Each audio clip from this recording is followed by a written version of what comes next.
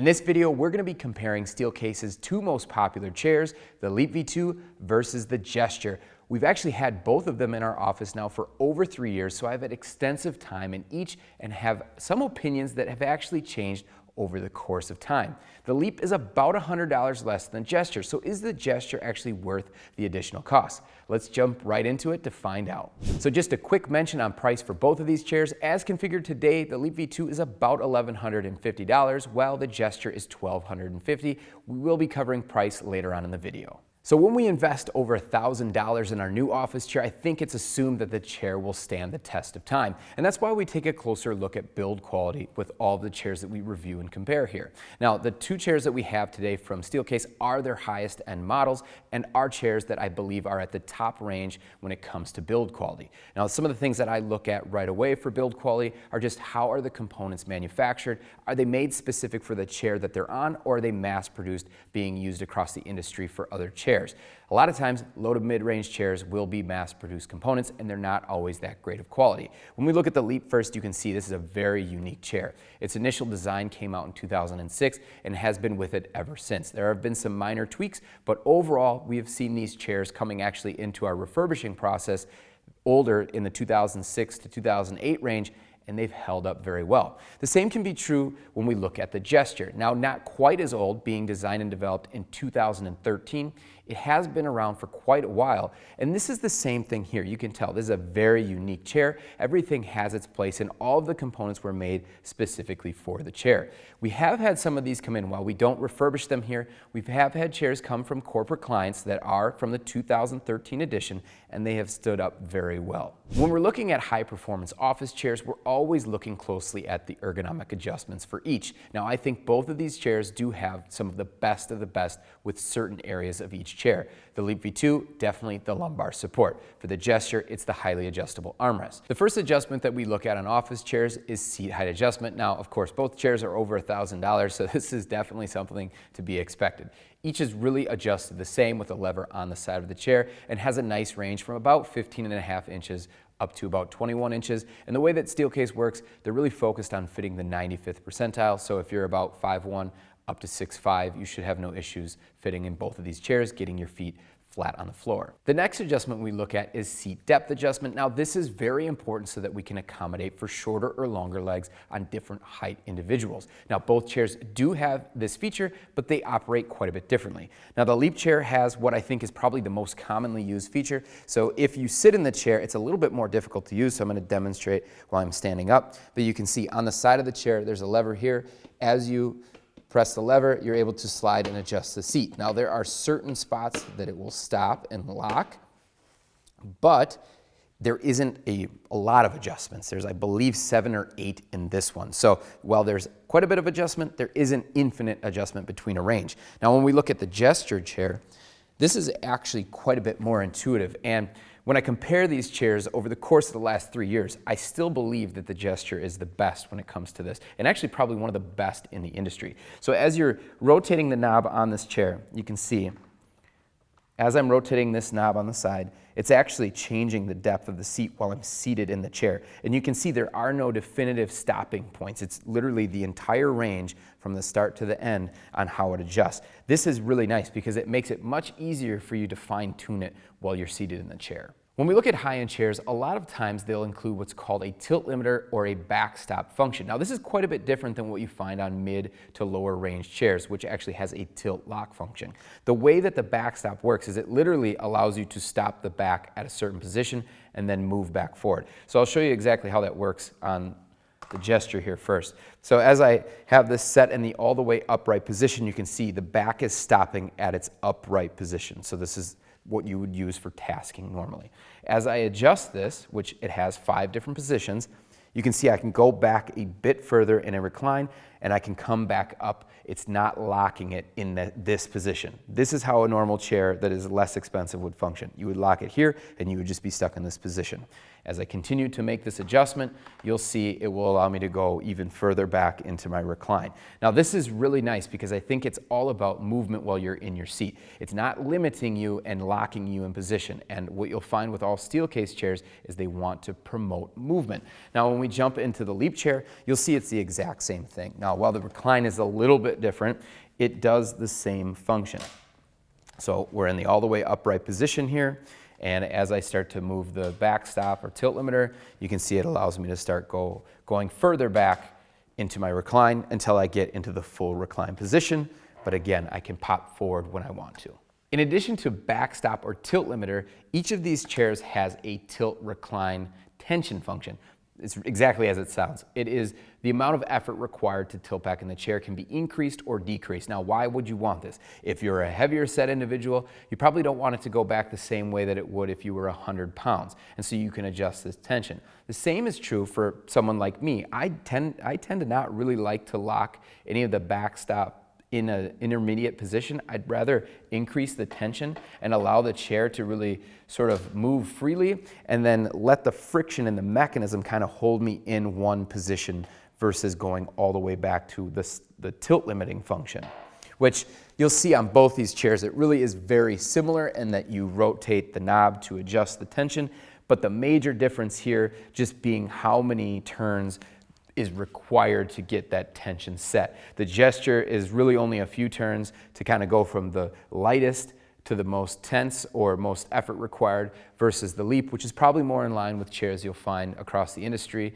that requires a few more turns than the Gesture. And one last thing to touch on with the tilt tension and how I use it in the Gesture specifically. One thing I've noticed with this chair, and this is kind of an annoyance that I've had with it basically since the start and still continues to today, is that there is this sort of play that's in the backrest when you're in the upright tasking position, which if you're upright tasking, I like it to stay nice and locked in position. So this bit of play here can be an annoyance for some. I know people have commented on it before. How you can really get around that is using your tilt tension function. So when you crank the tension all the way up to its highest point, because there is so much tension in the backrest, you really don't feel any of that play when you're sitting upright, which is nice. Now, the other side to this is the fact that if you want to recline back in the chair, and so if I adjust this tilt tension so that I'm able to recline freely, you can see it just requires a ton of effort. So you would then be required really to loosen the tension back up to sort of move freely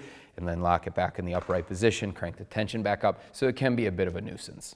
As I mentioned, the Gesture has the best adjustment arm set that I've seen on any chair to date. When it first came in, I really enjoyed it. I still love it 3 years later. I think that you can see just from a height adjustment standpoint, these things have a boatload of range, and they also pivot inward very close to your body. So if you're a narrower frame, it can be really nice. But the real reason why they designed these is because they were looking at how people were using devices besides just their computer. Think of using something like your cell phone or a tablet. You would want to have your arms be able to go very close together to hold the device, and that's exactly what these armrests do. So if you're looking for a wide-ranging assortment of adjustment from your arm set, I don't think you can really go wrong with this. Now, it does have your basic features as well, which from the arm caps you can see it will have depth adjustment, so it'll move forward and back, and they'll also pivot as well. But all of the width adjustment is coming from the cantilever arm system. When we look at the Leap chair, I mean, I don't think it's any slouch, right? If the Gesture wasn't designed and developed the way that it was, this would be my favorite for sure. But of course, there's the Gesture. I know about it. This can't be the favorite because it's not quite as adjustable. We look at height adjustment though, you can see there is a ton of range here. So depending on your size, you should have no issue fitting in them. They also have a nice wide-ranging adjustments on the caps. So they're width adjustable, they're depth adjustable, and they're also pivoting. Now, when we take a closer look at the lumbar systems on both of these chairs, I really do think that the Leap V2 has a huge advantage here, and the lumbar system is one of the reasons why I picked the Leap to be my daily driver for so many years, and still is the reason why I currently use the chair. Now, it has what's called live back technology. Live back technology is just a way that the backrest sort of flexes and adapts to move with your spine. This is something that you can't really adjust on the chair too much, but it does have a lumbar tension knob that's on the right-hand side. You can see here as you're rotating the knob, it's actually increasing or decreasing the tension that's in the lower range of the lumbar. So you'll actually feel it pushing up against your back with quite a bit of pressure or not having as much pressure depending on how you like the chair. I love a lot of very pronounced lumbar, so I always have it cranked all the way up. It also has a height adjustable feature in the backrest, which is optional. Now, I recommend that everybody gets this function. It's very simple. It's literally just moved up and down the backrest so you can kind of fine tune where you really feel that support. I think pairing the lumbar tension with that height adjustment will allow to have a ton of lower support if you like it. Additionally, if you don't like a lot of lower support, maybe just moderate support, which Ryan in the office here has talked about in quite a few videos, you can actually just remove the height adjustment, which has a significant impact on how pronounced it will feel. So that's something to consider. Now, when we go over to the gesture chair, they also have a different term for their live back technology. They call it 3D live back, and it does basically the same thing. It allows you to have lower support that kind of moves and mimics your spine while you're in the chair. Now, I have noticed that the big thing is that they say that it stays focused in your lower back when you're moving in the chair. So if you like to recline or you're sitting upright, it feels very similar. I would tend to agree. But the fact is that the gesture just doesn't have as pronounced lumbar support, even with the height adjustable system that comes in the chair as an option, which I would definitely recommend again. I just don't feel that it's quite as pronounced, which is one of the reasons why I kind of don't like sitting in the gesture as much. So as you kind of move it up and down, you can see it's there, but it's just not super pronounced. So if you don't like as much lower support, this might actually be a better option. The last adjustment we're going to talk about is the one that everybody wants to know about, which is headrest. Now you can see the gesture we have here doesn't have a headrest, the Leap does, but I've had quite a bit of time in the gesture with the headrest, and to be honest, I think there's a huge advantage when it comes to getting the gesture with the headrest. And in fact, if you were to look at Steelcase as a product for you and wanted a headrest, I think the gesture would be a much better option. The reason for it is it's more comfortable in basically every position. When we look at the Leap's headrest, it's just sort of intrusive. It doesn't really provide what I'm looking for when it comes to a headrest. So when I'm sitting here in the chair, it just sort of feels like it's in the way, kind of pushing me forward in the chair. When I recline in the chair, I do think that that's a comfortable position with this headrest. Now, if it doesn't fit you, like for me, when it's in its lowest position, it's sort of not really doing as much as it could be. And because it doesn't do a good job kind of staying in position, it just sort of easily drops when you're not wanting it to. I don't think it's a great option, and for how much money they charge for this, it's something that I would definitely stray away from if the Leap is going to be your pick.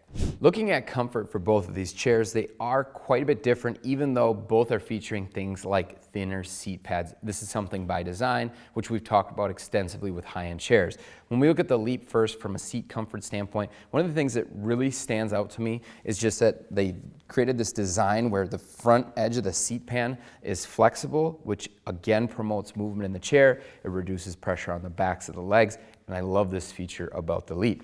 It does have a thinner seat pad, like I had mentioned. So while you can see it does have nice padding here, I think it's good quality foam. As you get back into the tailbone region, I have noticed, and is one of the reasons why I actually switched away from sitting in this chair sort of as an all-day option, is because I do get some tailbone pain. Now, when I look at the gesture as an alternative to the Leap, one thing you'll notice is that while it has some flexibility in the front, it really isn't a tremendous amount. It does have a nice waterfall front, which is comfortable, but I think it's lacking some of that flexibility that you would get in the Leap. Now, the reason why I really don't like to sit in the gesture, and I've tried to sit in it quite a bit, but I just can't, is the fact that the seat pad here towards the back, much like the Leap, is thinner by design, but it actually has a cutout in the foam pad that is right in your tailbone region, which makes it even thinner when I'm sitting on the seat, and it makes it unbearable for me to use for extended periods of time. When we look at the backrest from a comfort standpoint, we've talked extensively about how I feel the Leap is a bit more supportive for me. The lumbar system just works a little bit better, but I do feel like both backrests are comfortable. You'll find that both have a bit thinner pads on them, with the Leap being a little bit thicker than the gesture. So if you're someone who likes a bit more padding, the Leap might be a better option. But I have found when I'm sitting in the gesture, it really feels like it's keeping me more in an upright position. Both encompass my shoulders fine, and in recline positions, I think, well, the headrest on the gesture is a bit more comfortable. I actually feel like the Leap puts me in a better position. So if you can kind of sift through all of that to find what's best for you, I think if you're someone who reclines, the Leap's probably better. If you're someone who likes upright positioning, this might be a better fit. The last comfort section we look at is the arm pads themselves. We've talked about the adjustments. Both have wide-ranging adjustments to fit a variety of people. But when we look at the pads themselves, how soft are they on the top? You can see the gesture has a nice pad where you can kind of sink your thumbs into them. Same thing with the edges. They don't have really hard edges on them. you can actually push into them. This is important when you want to rest your elbows on the chairs. We look at the Leap. I think there's an advantage here. Really, these are a bit more soft, so same thing. When we push our thumbs into them, you can see you can get your thumbs in there a little bit further, and the edges feel a bit softer as well. But overall, I think both pads are really good options. Looking at the price for both of these chairs, the Leap V2 without the headrest function, but including our lumbar height adjustment and the 4-way adjustable arm set with the standard carpet casters, is going to retail for about $1,150. When you add the headrest to it, it does jump up to about $1,324. Now, when we look at the Gesture chair, there really aren't a ton of options here. As it's configured with the height adjustable lumbar system and the standard casters, it's about $1,250. And then when you add the headrest feature, it will jump up to about $1,470. Looking at returns and warranty policies for both of these chairs, they both come with a 14-day free returns program with Steelcase, so if you want to try the chair, you will get about 2 weeks to try them. Now, the warranties are going to be different depending on what part of the world you're in, so we've actually dropped a link down below in the description. You can check out what your exact region will have for a warranty from Steelcase. As mentioned, we've had both of these chairs for about 3 years in our office, and I think overall the Leap V2 is a better option for me. And the biggest reason was the fact that I just can't sit in the seat pad on the Gesture. Hopefully this video helped you decide which is best for you. Don't forget to check out the next video to learn more about Steelcase chairs. Thanks for watching.